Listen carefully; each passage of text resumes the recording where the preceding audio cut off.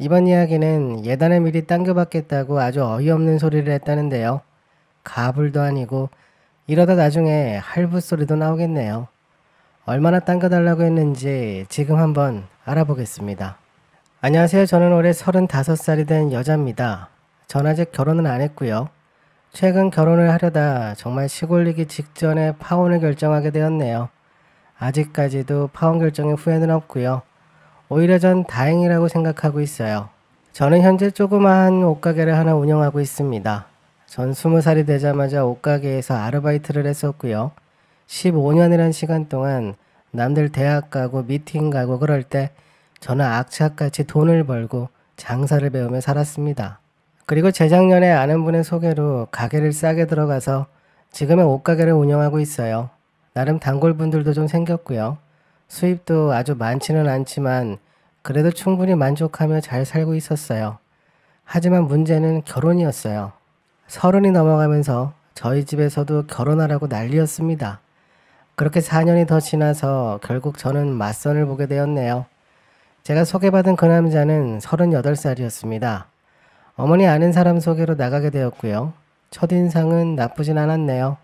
남자가 나이가 많아서 한번 다녀온 건가 싶었는데 늦은 나이까지 시험을 준비하다가 잘 안 풀려서 결혼할 시기를 놓쳤다고 하네요. 그리고 지금은 친누나 남편이 운영하는 정비소에서 일을 한다네요. 허세도 없었고 사람이 겸손해 보였습니다. 그리고 성격이 조용하고 차분한 게 매우 무난해 보였어요. 제가 만났던 남자들은 허세가 심한 사람들이 많았거든요. 그런데 그 남자는 그런 모습이 전혀 없어서 그 점이 저에게 호감으로 다가왔습니다. 그렇게 저희는 몇 차례 더 만나게 되고 1년가량을 연애를 했습니다. 그러면서 자연스럽게 결혼을 생각하게 되었고요. 그렇게 그 남자 집안 식구들을 만나게 되었네요. 예비 신랑의 가족들 성격도 매우 수다분했습니다. 그 집안도 아들 결혼이 급했던 건지 저에게 많이 맞춰주시더라고요. 그런데 그 누나라는 사람이 조금 이상하다는 느낌을 받았네요. 아직도 기억나거든요. 원래 처음 인사하는 자리에서는 돈 이야기는 잘 안 하는데 그 누나라는 사람은 저에게 처음 건넨 말이 돈이었어요. 저에게 가게 운영한다고 들었는데 가게 임대료가 얼마냐? 매출은 잘 나오냐? 요즘 불황이라던데 괜찮은 거냐? 무슨 세무조사 받는 것 같았네요. 저에게 계속 저희 매출을 물어보는데 너무 불편하더라고요. 그런데 더 신기한 건 저렇게 가족 한 명이 이상한 질문을 하면 그걸 주변에서 막거나 끊어야 하는 게 정상인데 가족들은 아무도 그걸 뭐라 안 하고 내버려 두더라고요. 그냥 방치하는 모습이 정말 이상하다고 생각했네요. 상견례 자리인지 세무조사 자리인지 그 이상했던 시간이 끝나고 가게로 돌아와서 곰곰이 생각해 봤습니다. 그리고 며칠 뒤 저희 가게로 그 예비 신우라는 사람이 갑자기 찾아왔습니다. 정말 깜짝 놀랐네요. 너무나 당당한 걸음걸이로 저희 가게로 들어와서는 가게 이곳저곳을 막 활개치고 다니더라고요. 무슨 돈 받으러 온 사람 마냥 구석구석 다 살펴보며 진열해 놓은 옷들도 다 들춰보면서 다니더라고요. 제가 15년 옷장사를 하면서 아무리 진상 손님이라고 해도 저렇게 아침부터 와서 그러는 건 못 봤네요. 그 사람은 절 보며 어머 생각보다 가게가 크네. 이거 임대료가 꽤나 나가겠는데 매출이 좀 되나 보네. 아우 근데 손님이 하나도 없네. 이거 장사되는 거 맞지? 아니 결혼하자마자 바로 빚덩이가 되는 건 아닌가 해서 내 동생이 평생 공부만 해서 세상 물정을 몰라서 나라도 이렇게 꼼꼼하게 보지 않으면 누가 하겠어. 그렇지? 근데 정말 손님이 없네. 이거 장사되는 거 맞지? 이러면서 아침부터 제 속을 긁더라고요. 그래서 저는 최대한 침착하게 아직 시간이 일러서 손님이 없는 거라 너무 걱정하지 마시라고 했어요. 임대료랑 직원 월급 줄 정도는 벌고 있으니 제가 빚덩이를 끌어안고 있는 건 아니라고 말했어요. 웃으면서 최대한 친절하게 말했는데 그런 절 보며 어머 기분 나빴나 보네. 이제 보니 성격이 좀 있구나. 하긴 이런 가게 혼자 운영하려면 그럴 만도 하겠지. 그래도 말에 뼈가 있어 보여서 좀 그렇네. 기분 나빴다면 미안. 내가 오지랖이었나 보네. 미안해. 라며 저를 엄청 나쁜 사람을 만들더라고요. 그리고는 자기도 바쁘다며 휙 나가더라고요. 그리고 그날 오후 예비 신랑에게 전화가 왔습니다. 예비 신랑은 저보고 자기 누나에게 화를 냈냐고 묻더군요. 전 정말 어이가 없었습니다. 화를 내긴 누가 냈나요? 아니 정말 제가 화를 내면 어떻게 변하는 줄 알고 그렇게 제 분노의 기준을 멋대로 정하는 건가요? 그러니 기분이 좀 상해서 예비 신우가 그랬냐고 물어봤습니다. 그러니 또 그건 아니라네요. 그렇게 그 누나라는 사람 때문에 저와 예비 신랑의 사이에도 점점 잡음이 생기기 시작했습니다. 그리고 바로 다음 날 어제 그 예비 신우가 저희 가게에 아침부터 또 찾아왔습니다.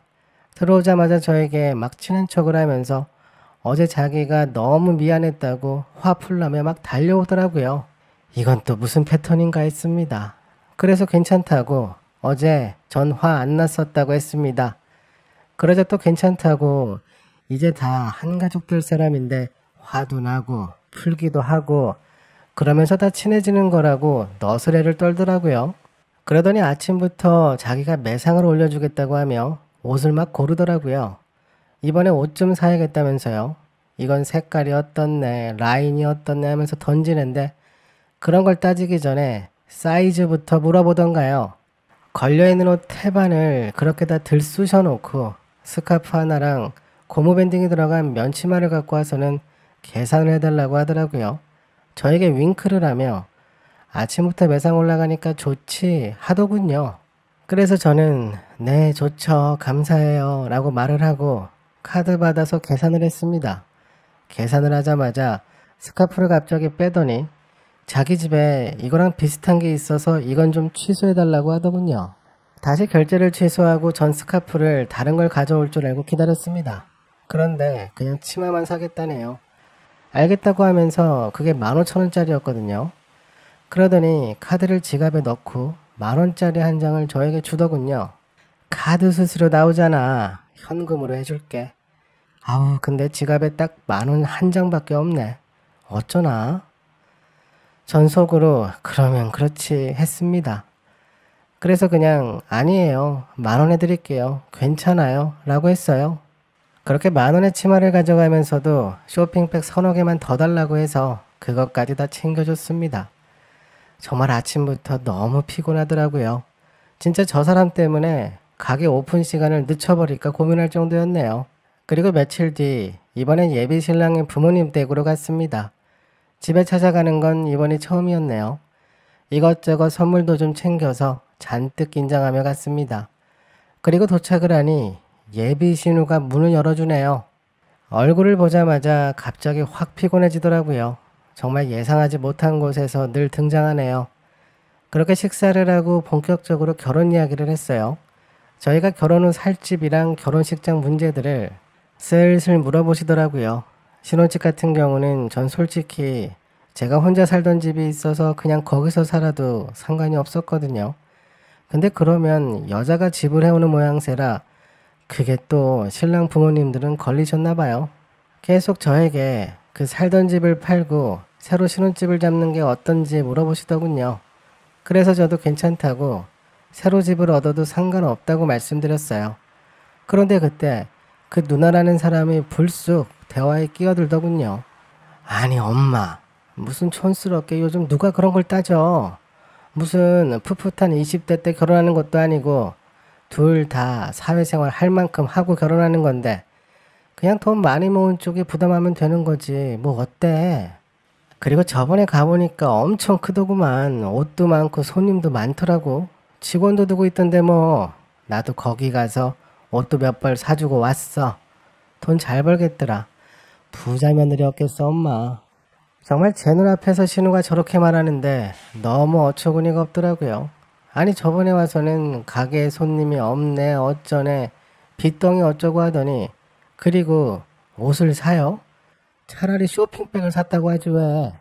그래도 어른들 앞이라 일단은 참고 나왔습니다. 집에 오는 내내 이 결혼이 옳은 건가 고민되었네요. 자꾸 제 귓가에 부자 며느리라는 단어가 맴돌았어요. 제가 이러려고 그 15년을 고생한 게 아니거든요. 제가 정말 친한 친구한테 물어봤어요. 지금 제 상황이 이게 정상인 건지 그냥 홍기 꽉 찬 내가 그냥 참고 결혼해야 되는 건지 별 생각이 다 들었습니다. 제 이야기를 듣던 친구는 대뜸 너 그 집 돈 버는 노예로 가는 거야 하더라고요. 순간 정신이 번쩍 났습니다. 하긴 처음 만났을 때부터 지금까지 계속 돈 이야기만 했었고요. 신우가 될 사람이 저렇게 돈 하는데 그걸 그 가족들은 옆에서 말리지도 않았거든요. 전 진지하게 이 결혼을 다시 생각해 봐야겠다고 느꼈어요. 그리고 그 다음날 또 아침에 그 신우가 오더군요. 이번엔 자기 친구랑 같이 왔더라고요. 주말에 모임에서 어디 놀러 간다고 옷을 좀 사러 왔다고 했어요. 그렇게 두 사람은 온 가게를 쑥대밭을 만들면서 사지도 않을, 아니 입지도 못할 옷들만 골라서 빼놓고 저랑 직원은 따라다니면서 정리하기 바빴습니다. 그리고 옷을 잔뜩 골라서 계산대에 놓더군요. 절 가리키며 여기 사장이 자기 옳게 될 사람이라고 막 자랑을 하더라고요. 그러면서 자기가 다 산다고 걱정 말라고 하더니 그 친구는 갑자기 차를 좀 빼러 나가야겠다며 그냥 가버렸습니다. 근데 카드가 한도에 막혀서 결제가 안 되더라고요. 제가 다른 카드를 달라고 하니 갑자기 자기 남편에게 전화해서 이것저것 막 이야기를 하고 끊더군요. 그러면서 자기가 이번 달 카드를 다 써서 결제가 안 되니 일단 돈은 다음에 주겠다고 하더라고요. 그런데 제가 최근 겪은 일도 있고 돈의 노예가 되기 싫어서 딱 잘라서 다음에 와서 다시 사시라고 했습니다. 정 불안하시면 골라둔 옷들은 킵해놓겠다고 했어요. 그러더니 저에게 버럭 화를 내더라고요. 가게 좀 있다고 요새 떠는 거냐고. 이거 옷이 얼마나 한다고 그러냐면서요. 그래서 제가 일단은 진정시키며 저희도 장사를 해야 하니 이렇게 갑자기 외상을 해달라 하시면 안 된다고 했어요. 그러자 갑자기 절 보며 희번뜩 눈을 뜨고는 말하더군요. 외상?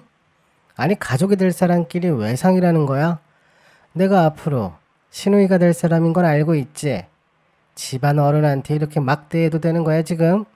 아니 다른 집들은 신우 될 사람한테 선물도 주고 예단이라고 하면서 이것저것 챙겨주고 하는데 그냥 결혼 전에 미리 예단해줬다 생각하면 되는 거지.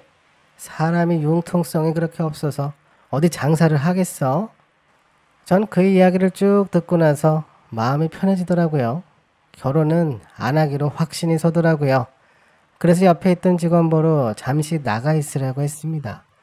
제가 참아왔던 하고 싶었던 말 15년 장사 경력을 담아서 해보려고요.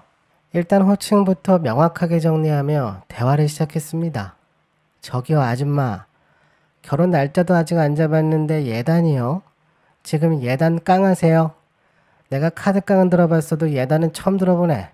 저기 예단이 뭔지는 아세요? 남자가 집을 해오면요 거기에 맞게 하는 게 예단이에요. 근데 집을 제가 하네요. 거기다 예단 깡도 해드려요? 그리고 무슨 예단을 신우한테 하나요? 제 신랑을 직접 낳으셨어요?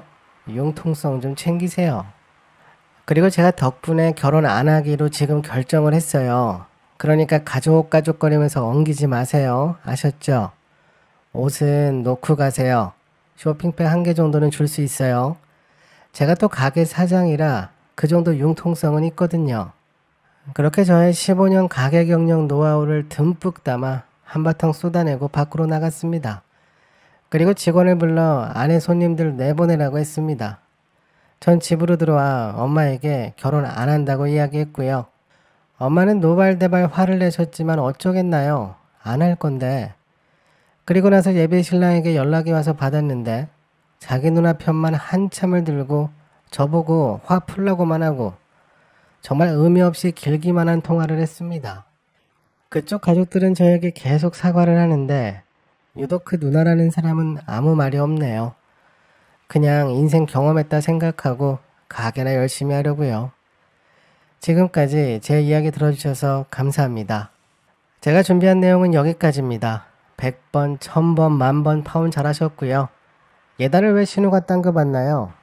평생 노총각 동생과 함께 늙어 지내면 되겠네요. 소갈이 많이 하셨겠어요. 그래도 참 다행입니다. 오늘도 저희 영상을 시청해주셔서 감사합니다.